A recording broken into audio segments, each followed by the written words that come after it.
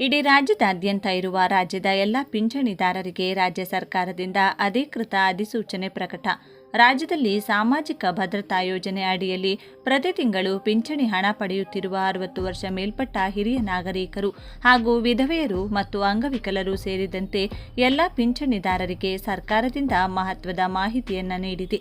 ಈಗಾಗಲೇ ರಾಜ್ಯ ಸರ್ಕಾರವು ಈ ಪಿಂಚಣಿ ವಿತರಣೆಯಲ್ಲಿಯೂ ಕೂಡ ಮತ್ತೊಮ್ಮೆ ಮರುಪರಿಶೀಲನೆ ಕಾರ್ಯ ನಡೆದಿದ್ದು, ಈ ದಾಖಲೆಗಳನ್ನು ಸಲ್ಲಿಸುವವರಿಗೆ ಮಾತ್ರ ಇನ್ಮುಂದೆ ಪ್ರತಿ ತಿಂಗಳು ಪಿಂಚಣಿ ಹಣ ದೊರೆಯಲಿದೆ. ಈ ದಾಖಲೆಗಳು ಸಲ್ಲಿಸದೇ ಇದ್ದರೆ ನಿಮಗೆ ಪ್ರತಿ ತಿಂಗಳು ನೀಡಲಾಗುತ್ತಿರುವ ಈ ಪಿಂಚಣಿ ಹಣಗಳು ಸ್ಥಗಿತಗೊಳ್ಳಲಿವೆ.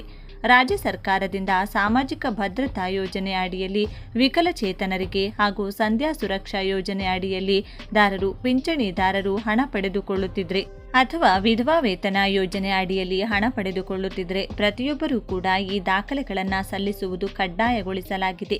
ರಾಜ್ಯದಲ್ಲಿ ಅನರ್ಹರು ಕೂಡ ಪ್ರತಿ ತಿಂಗಳ ಪಿಂಚಣಿ ಹಣ ಪಡೆದುಕೊಳ್ಳುತ್ತಿದ್ದು, ಯೋಜನೆಯ ದುರುಪಯೋಗ ತಡೆಗಟ್ಟಲು ಸರ್ಕಾರ ಮರುಪರಿಶೀಲನೆ ಕಾರ್ಯ ಇದರಲ್ಲೂ ಕೂಡ ನಡೆಸಿದ್ದು, ಈಗ ರಾಜ್ಯದಲ್ಲಿ 23,14,000 ಜನರ ಪ್ರತಿ ತಿಂಗಳ ಪಿಂಚಣಿ ಹಣ ಸ್ಥಗಿತಗೊಳಿಸಲಾಗಿದ್ದು, ನಿಮಗೆ ಇನ್ಮುಂದೆ ಮುಂದಿನ ತಿಂಗಳಿನಿಂದ ಪಿಂಚಣಿ ಹಣ ಬರಬೇಕು ಅಂದರೆ ಈ ಕೆಲಸ ಮಾಡುವುದು ಎಲ್ಲರಿಗೂ ಕಡ್ಡಾಯಗೊಳಿಸಲಾಗಿದೆ. ಬನ್ನಿ, ಹಾಗಿದ್ರೆ ನಿಮ್ಮ ಮನೆಯಲ್ಲಿಯೂ ಕೂಡ ಪ್ರತಿ ತಿಂಗಳು ಪಿಂಚಣಿ ಹಣ ಪಡೆದುಕೊಳ್ಳುತ್ತಿರುವವರಿದ್ರೆ ತಪ್ಪದೆ ವಿಡಿಯೋವನ್ನ ಕೊನೆವರೆಗೂ ನೋಡಿ. ನಿಮ್ಮ ಪಿಂಚಣಿ ಹಣ ಪ್ರತಿ ತಿಂಗಳು ಬರ್ತಿರುವುದು ಬಂದ್ ಆಗಬಾರದು ಅಂದ್ರೆ ಲೈಕ್ ಮಾಡಿ ಸಂಪೂರ್ಣ ಮಾಹಿತಿಯನ್ನ ತಿಳಿದುಕೊಳ್ಳಿ. ರಾಜ್ಯದಲ್ಲಿ ಸಾಮಾಜಿಕ ಭದ್ರತಾ ಯೋಜನೆಗಳ ಅಡಿಯಲ್ಲಿ ವೃದ್ಧಾಪ್ಯ, ವಿಧವಾ, ವಿಕಲಚೇತನ ಹಾಗೂ ಸಂಧ್ಯಾ ಸುರಕ್ಷಾ ಮಾಸಿಕ ಪಿಂಚಣಿ ಪಡೆಯುತ್ತಿರುವ ಲಕ್ಷಾಂತರ ಬಡ ಫಲಾನುಭವಿಗಳಿಗೆ ಸರ್ಕಾರ ಮಹತ್ವದ ಸ್ಪಷ್ಟನೆ ನೀಡಿದೆ. ನಿಯಮಾನುಸಾರ ಆದಾಯ ಮಿತಿ ಸೇರಿದಂತೆ ಇತರ ಮಾನದಂಡಗಳ ಉಲ್ಲಂಘನೆಯ ಶಂಕೆಯ ಮೇಲೆ 23.14 ಲಕ್ಷ ಫಲಾನುಭವಿಗಳ ಪಿಂಚಣಿಯನ್ನ ತಾತ್ಕಾಲಿಕವಾಗಿ ಸ್ಥಗಿತಗೊಳಿಸಲಾಗಿದ್ದು, ದಾಖಲೆಗಳನ್ನು ಮರುಪರಿಶೀಲಿಸಿ ಅರ್ಹರಿರುವ ಪ್ರತಿಯೊಬ್ಬರಿಗೂ ಮತ್ತೆ ಪಿಂಚಣಿ ಮರುಪಾವತಿ ಮಾಡಲಾಗುವುದು ಎಂದು ಸರ್ಕಾರ ಭರವಸೆ ನೀಡಿದೆ. ವಿಧಾನಸಭೆಯ ಕಲಾಪದಲ್ಲಿ ಕಾಂಗ್ರೆಸ್ ಶಾಸಕಿ ಎಂ ರೂಪಕಲಾ ಅವರ ಪ್ರಶ್ನೆಗೆ ಉತ್ತರಿಸಿದ ಉಪಮುಖ್ಯಮಂತ್ರಿ ಡಾ ಜಿ. ಪರಮೇಶ್ವರ್ ಅವರು ಈ ಮಾಹಿತಿ ನೀಡಿದ್ದಾರೆ. ವಿಧಾನಸಭೆಯಲ್ಲಿ ಸಚಿವರು ನೀಡಿದ್ದ ಅಂಕಿಅಂಶಗಳ ವಿವರ: 51,720 ಪಿಂಚಣಿಗಳು ಶಾಶ್ವತ ರದ್ದು. ನಿಯಮ ಬಾಹಿರವಾಗಿ ಪಡೆಯುತ್ತಿದ್ದ 51,720 ಅನರ್ಹ ಫಲಾನುಭವಿಗಳ ಪಿಂಚಣಿಯನ್ನ ಸಂಪೂರ್ಣವಾಗಿ ರದ್ದುಪಡಿಸಲಾಗಿದೆ. 23.14 ಲಕ್ಷ ಪಿಂಚಣಿಗಳು ತಾತ್ಕಾಲಿಕ ಸ್ಥಗಿತ.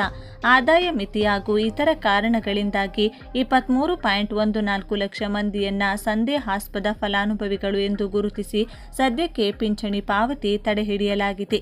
ದಾಖಲೆ ಮರುಪರಿಶೀಲಿಸಿ ಮರುಸ್ಥಾಪನೆ. ಸ್ಥಗಿತಗೊಂಡಿರುವ ಫಲಾನುಭವಿಗಳ ದಾಖಲೆಗಳನ್ನು ಮರುಪರಿಶೀಲಿಸಿ ಅವರು ಅರ್ಹತಾ ಮಾನದಂಡಗಳನ್ನು ಪೂರೈಸಿದರೆ ತಕ್ಷಣವೇ ಪಿಂಚಣಿಯನ್ನ ಪುನರಾರಂಭಿಸಲಾಗುವುದು.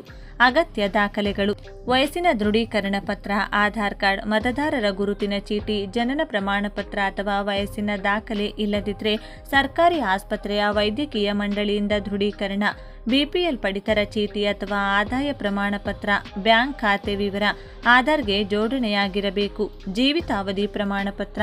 ಮನೆ ಬಾಗಿಲಿಗೆ ಬರಲಿದ್ದಾರೆ ಗ್ರಾಮ ಆಡಳಿತಾಧಿಕಾರಿಗಳು. ವಿಕಲಚೇತನರು ಹಾಗೂ ವೃದ್ಧರು ಪಿಂಚಣಿಗಾಗಿ ಕಚೇರಿಗಳಿಗೆ ಅಲೆದಾಡುವನ್ನು ತಪ್ಪಿಸಲು ಸರ್ಕಾರ ವಿಶೇಷ ಕ್ರಮ ಕೈಗೊಂಡಿದೆ. ಗ್ರಾಮ ಆಡಳಿತಾಧಿಕಾರಿಗಳು ಅಂಗವಿಕಲರು ಹಾಗೂ ವೃದ್ಧ ಫಲಾನುಭವಿಗಳ ಮನೆಗೆ ಖುದ್ದಾಗಿ ಅಧಿಕಾರಿಗಳು ಭೇಟಿ ನೀಡಿ ಅಗತ್ಯ ದಾಖಲೆಗಳನ್ನು ಸಂಗ್ರಹಿಸಲಿದ್ದಾರೆ. ದಾಖಲೆಗಳ ತ್ವರಿತ ಪರಿಶೀಲಿಸಿ ನಡೆಸಿ ಅರ್ಹರಿಗೆ ಯಾವುದೇ ಅಡೆತಡೆ ಇಲ್ಲದೆ ಪಿಂಚಣಿ ಮರುಚಾಲನೆಗೆ ಆದ್ಯತೆ ನೀಡಲಾಗುವುದು ಎಂದು ಸಚಿವರು ತಿಳಿಸಿದ್ದಾರೆ. ಮತ್ತೊಂದೆಡೆ ಸರ್ಕಾರದ ಈ ದಿಢೀರ್ ಕ್ರಮದಿಂದಾಗಿ ಬಡವರು, ವಿಧವೆಯರು, ಅಂಗವಿಕಲರು, ವಿಕಲಚೇತನರು ಹಾಗೂ ತೃತೀಯ ಲಿಂಗಿಗಳು ತೀವ್ರ ಆರ್ಥಿಕ ಸಂಕಷ್ಟಕ್ಕೆ ಸಿಲುಕಿದ್ದಾರೆಂದು ಆರೋಪಿಸಿ ಎಸ್ಯುಸಿಐ ಪಕ್ಷವು ಆಗಸ್ಟ್ 31ರಂದು ಧಾರವಾಡದಲ್ಲಿ ಬೃಹತ್ ಪ್ರತಿಭಟನೆ ಹಮ್ಮಿಕೊಂಡಿದೆ. ವಾರ್ಷಿಕ 32,000 ರೂಪಾಯಿ ಆದಾಯ ಮಿತಿಯ ಬದಲಿಗೆ ಈ ಹಿಂದಿನಂತೆಯೇ ಬಿಪಿಎಲ್ ರೇಷನ್ ಕಾರ್ಡ್ ಅನ್ನೇ ಪ್ರಮುಖ ಮಾನದಂಡವಾಗಿ ಪರಿಗಣಿಸಬೇಕು. ಮರುಪರಿಶೀಲನೆ ಪ್ರಕ್ರಿಯೆಯನ್ನು ಸರಳಗೊಳಿಸಿ ಗ್ರಾಮ ಪಂಚಾಯಿತಿ ಮಟ್ಟದಲ್ಲೇ ಮಾಡಿಸಬೇಕು. ಈ ಮೂಲಕ ಫಲಾನುಭವಿಗಳು ಕಚೇರಿಗಳಿಗೆ ಅಲೆದಾಡುವುದನ್ನು ತಪ್ಪಿಸಬೇಕು ಎಂದು ಎಸ್ಯುಸಿಐ ಮುಖಂಡ ರಾಮಾಂಜನಪ್ಪ ಆಲ್ದಳ್ಳಿ ಆಗ್ರಹಿಸಿದ್ದಾರೆ.